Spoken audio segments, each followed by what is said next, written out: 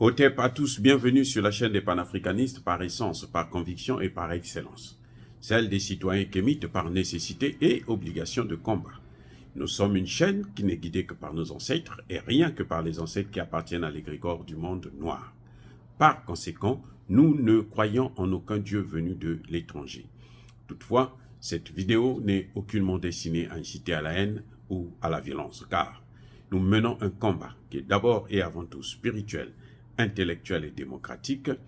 Ensuite, il est politique, géopolitique et géostratégique, contre l'impérialisme, le colonialisme, le néocolonialisme et l'endocolonat, qui sont tous qualifiés de crimes contre l'humanité.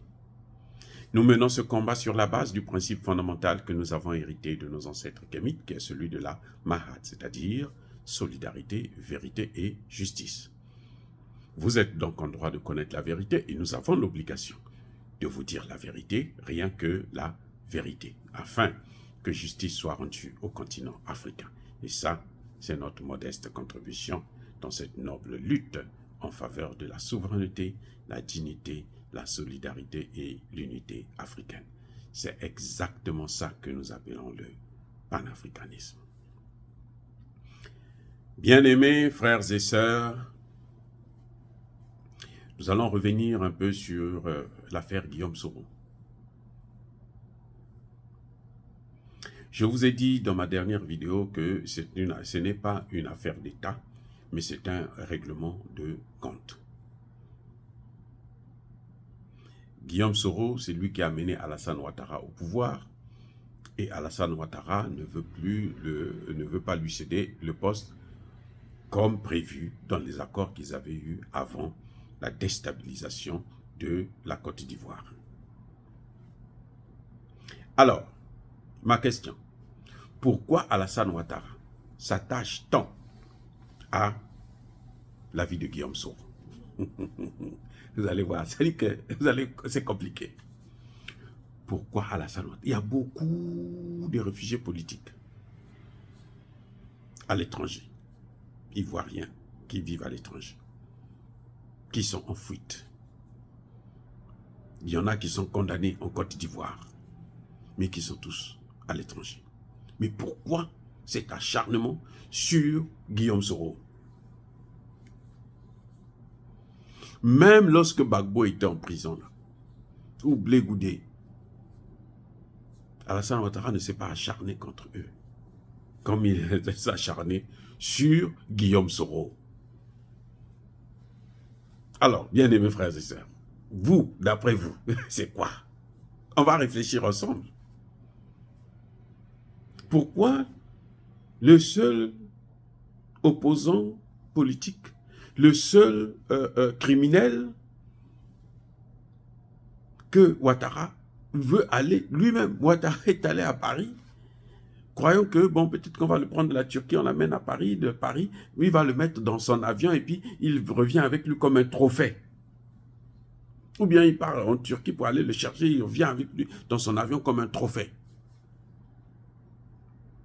Pourquoi Ouattara s'acharne tant sur Guillaume Soro? Pourquoi il veut absolument mettre la main sur Guillaume Soro, contrôler Guillaume Soro, le tenir? C'est pourquoi? Qu'est-ce qui se passe? Il y a quelque chose là. Il y a d'autres prisonniers, il y a d'autres réfugiés politiques ivoiriens qui vivent à l'étranger. Pourquoi il ne poursuit pas cela? Lui, celui qui l'intéresse, c'est seulement Guillaume Soro. Je veux vous dire une chose. Je vais vous dire la vérité. En fait, Ouattara a peur de Guillaume Soro. Pourquoi il a peur de Guillaume Soro? Il n'a pas peur de Guillaume Soro parce que Guillaume Soro est fort, Guillaume Soro peut le tuer, Guillaume Soro peut... Non! Il a peur des informations que détient Guillaume Soro. Écoutez, Alassane Ouattara a peur des informations qui sont dans les mains de Guillaume Soro. Je vous ai dit dans ma vidéo précédente que c'est un règlement de compte, c'est une affaire de famille. Ce sont des gens qui ont été ensemble, qui ont travaillé ensemble, qui ont travaillé pour la déstabilisation de la Côte d'Ivoire ensemble. Maintenant, pour le partage du gâteau du pouvoir, ils ne se sentent plus entendus. Et malheureusement, l'autre, au lieu de rester en Côte d'Ivoire, il a fui. Quand il a fui là, il est allé avec les informations qu'il connaît. Guillaume Soro a déclaré une fois que moi, si je parle, je veux tout dire, je vais exposer ceux qui m'ont financé. Lui qui disait à Alain Foka que c'est lui qui a financé la rébellion, maintenant il dit si je parle, je veux dire tout. Et c'est ça que Alassane Ouattara craint, que ces informations sortent, que Guillaume Soro puisse parler. Parce que Guillaume Soro jusqu'à aujourd'hui n'a pas encore dit un seul mot là-dessus. Mais il a peur, Alassane Ouattara a peur qu'il puisse parler. Mais maintenant, là, il est encore au pouvoir. Bon, s'il parle, ça aura des effets, mais pas trop. Mais s'il perd le pouvoir, 2025, là, c'est pas loin. Hein? Attendez, je reprends. Pardon, écoutez-moi. 2025, c'est pas loin. C'est la porte à côté. S'il perd le pouvoir, si Alassane Ouattara n'est plus au pouvoir, Guillaume Soro peut revenir en Côte d'Ivoire. Ou bien, Guillaume Soro peut parler. Puisqu'Alassane Ouattara n'a plus de pouvoir. On imagine, on suppose, que je souhaite, que Laurent Gbagbo revienne. Guillaume Soro va rentrer sans problème. Laurent Gbagbo ne va pas le prendre pour le mettre en prison. Non, c'est pas possible. Ce Laurent Gbagbo que nous avons connu là, même si les hommes changent parfois, mais lui, je ne pense pas. Et Guillaume Soro pourra, s'il veut remonter en politique, il faudrait qu'il parle. Et s'il parle, Alassane Ouattara aura des problèmes. Alassane Ouattara va tomber. Peut-être même, lui-même aussi, il va tomber, mais Alassane Ouattara, là. Vous savez, il y a des gens qui, comment dirais-je, il ne voudra pas tomber seul. S'il voit qu'il ne peut plus aller politiquement, il veut pour tomber là, il va tomber avec Alassane Ouattara. Et Alassane Ouattara ne peut pas aussi tomber seul, il doit tomber avec Sarkozy, Hollande, Macron.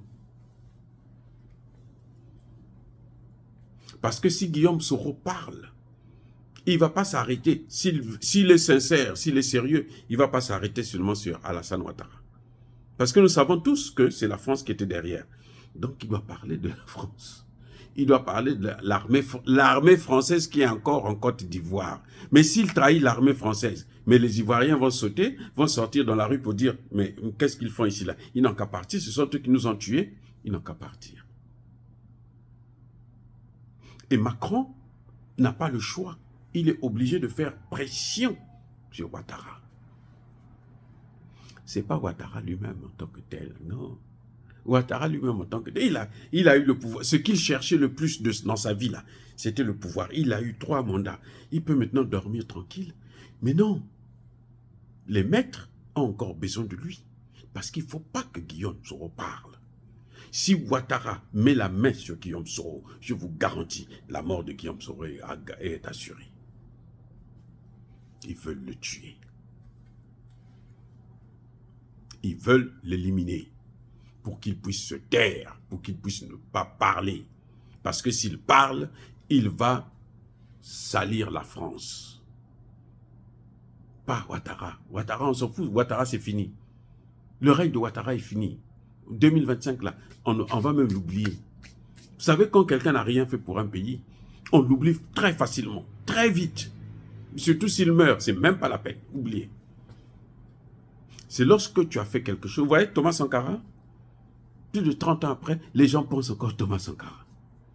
On voit Traoré, les gens pensent Traoré. Mais il y a des chefs d'État là. Ils vont mourir là. Ça va être dans l'anonymat. Blaise Compaoré, vous voyez, il est malade, il est au Maroc. Mais qui en parle? On s'en fout. Vous allez entendre seulement, il est mort, on l'a enterré. C'est tout. C'est fini. Son histoire s'arrête là. Ce sont les gens, les présidents qui travaillent bien. C'est un message que je donne aux chefs d'État africains là. Hein? En Afrique centrale, un peu partout là. Quand vous êtes là, vous avez le pouvoir. Les gens sont contents, les gens vous soutiennent, les gens parlent de vous. Après là, quand vous mourrez là, les gens viendront cracher sur vos cadavres. À votre tombe, là, les gens viendront cracher. Vous dire, voilà dans quelle situation vous nous avez laissé. Pauvre imbécile. C'est ça qui va se passer. Bref. Alassane Ouattara lui-même est sous pression actuellement. De la France, d'Emmanuel Macron. Parce qu'Emmanuel Macron, c'est pas lui qui était là. Mais il y a la continuité de l'État. Si Guillaume Soro parle réellement, vous disent la vérité, Sarkozy sera atteint. François Hollande sera frôlé. L'armée française sera discréditée. Et la France aujourd'hui est en ballottage en Afrique. Personne ne veut de la France en Afrique. Il a dit que personne ne veut de la France. Donc si on vient en prendre encore comme Guillaume Soro confirme ce que nous connaissons déjà, parce que nous savons que c'est la France. Si Guillaume Soro vient confirmer ce que nous connaissons déjà, que c'est la France qui a arrêté Gbagbo et l'a mis dans les mains de... Qu'est-ce que les gens vont penser de cette base militaire française, de ces bases militaires françaises qui sont là? C'est ce qui fait peur à Macron. C'est pour ça que Macron est obligé de faire pression sur Alassane Ouattara, de trouver un moyen de l'attraper et de le neutraliser. On ne peut pas le faire en Turquie. Non, la Turquie n'acceptera pas ça. C'est pas bon pour l'image de la Côte d'Ivoire, même pour la Turquie, qui en ce moment est en train de chercher des marchés en Afrique, mais elle va perdre tous ces marchés-là. On va lui dire, mais toi tu es un voyou, on ne peut même pas te faire confiance. Donc il faut l'attraper, l'amener en Côte d'Ivoire et puis le faire disparaître. Le neutraliser. En d'autres termes, le tuer. Voilà ce qui se passe. Parce que ils ne veulent pas que Guillaume Soro parle. Parce que qu'on le veuille ou non, Guillaume Soro, s'il est en vie, pendant que Alassane Ouattara perd le pouvoir, et qu'un vrai démocrate, un homme comme Gbagbo, un souverainiste, un panafricaniste prend le pouvoir, Guillaume Soro rentrera. Mais Guillaume Soro, pour se relancer dans la politique, sera obligé de parler. Et si Guillaume Soro parle, il ne va pas salir, il ne va pas détruire seulement la réputation d'Alassane Ouattara, mais celle de la France et surtout de l'armée française en Afrique. Ça va entraîner sous les vents tollés. Il faut le taire, il faut qu'il se taise. Mais quelle est la meilleure façon pour qu'il puisse se taire? Pour qu'on puisse avoir des garanties qu'il ne parlera jamais. La meilleure façon, c'est laquelle? C'est le tuer. Voilà ce que Alassane Ouattara est en train de prévoir avec Emmanuel Macron. Parce que sans la volonté d'Emmanuel Macron, Alassane Ouattara ne le fera pas. On peut traiter Alassane Ouattara de tous les noms. Mais je vous garantis, sans Macron, là, Alassane Ouattara ne le fera pas. Mais Macron ne peut pas ne pas le faire parce qu'il a besoin du silence de Guillaume Soro pour que l'armée française puisse rester. Il a déjà perdu le Mali. Il a perdu le Burkina. Il a perdu le Niger. Il est en train de perdre le Tchad, là. Il a perdu le Centrafrique. Il va bientôt aussi perdre le Gabon. Donc, si en Côte d'Ivoire, on révèle, Guillaume Soro parle, l'armée française doit quitter la Côte d'Ivoire. La jeunesse ivoirienne va se soulever. Et s'il perd la Côte d'Ivoire, ben, le Sénégal, lui-même, il va plier ses bagages. Voyez dans quelle situation Guillaume Soro s'est mis. Il est dans une situation, là, son passé est en train de le rattraper. Et pour eux, la France-Afrique, je veux vous dire, la France-Afrique ne pardonne jamais. Et la France-Afrique ne laisse jamais de traces. Vous avez vu quand, dans l'assassinat de Thomas Sankara, on a parlé, on a fait un procès. Est-ce que vous avez entendu parler de la France? Non.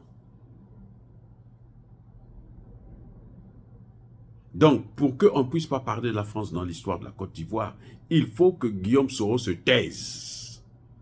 Et la meilleure façon d'être sûr que Guillaume Soro ne va pas parler, c'est qu'il disparaisse, c'est qu'il soit neutralisé. Dire cela, c'est inciter à la haine ou à la violence. Non, j'avertis Guillaume Soro que voilà les conséquences de ce que tu as semé. Maintenant, prépare-toi à récolter ça. Je ne veux pas dire qu'il se prépare à mourir, non. Il doit tout faire pour être en vie. Tant qu'il n'y a pas un autre président en Côte d'Ivoire. Sinon, pendant que Ouattara est là, si on peut l'avoir là, on va le neutraliser. Donc qu'il fasse attention. Parce que Blé Goudé a été attrapé comme un chien. C'est des journalistes qui l'ont invité. Viens parler, des journalistes, comme c'était des blancs. Il s'est dit, ah c'est bon, il est parti. On a mis des menottes, on l'a mené à la haie. Oh, bien-aimés frères et sœurs, encore une fois de plus, soyez bénis. Je persiste et je signe. Soyez abondamment bénis par le Dieu des Kémites et par nos ancêtres angélisés. Mais que tous ceux qui persécutent le continent africain le pillent et le déstabilisent, qu'ils soient noirs, blancs, chinois, arabes, indiens ou qui qu'ils soient punis, maudits, foudroyés, neutralisés, écrasés, effacés par ce Dieu des Kémites et par nos ancêtres angélisés. Vive l'Afrique éternelle. J'ai dit et j'assume.